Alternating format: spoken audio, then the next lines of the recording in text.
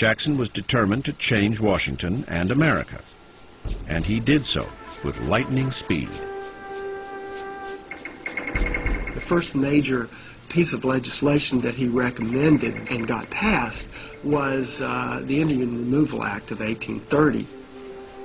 This act empowered Jackson to forcibly evict all the Indian tribes living east of the Mississippi River. 5 Indian nations were directly affected. Of the 5, the Cherokee tribe, located in Georgia, chose to fight the eviction in a surprising way. Instead of going on the warpath the way their fathers and grandfathers might have done, this generation of Cherokee Indians took Georgia to court. The case went all the way to the United States Supreme Court. In an historic decision, Chief Justice John Marshall ruled in favor of the Cherokee, saying they did not have to move. But Andrew Jackson thought differently. Jackson said of Marshall, he made his ruling, now let him enforce it. The result was that they were rounded up at gunpoint and forced to move. Their property was seized, and they were forced west. Of course, on the Cherokees' forced march, about 1 out of every 4 Cherokees died en route, which is why they call it the Trail of Tears. It is, without a doubt, the most controversial decision Jackson would make in his career, and is one of the saddest chapters in American history.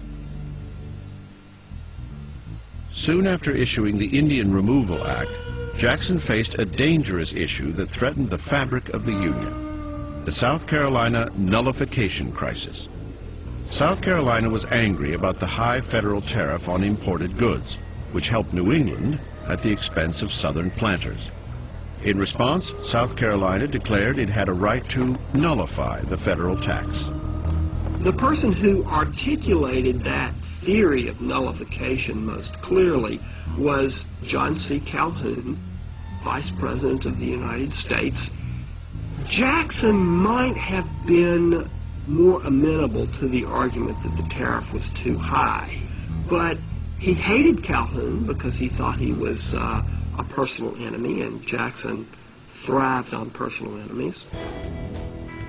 From a political standpoint, Calhoun believed Jackson would support him.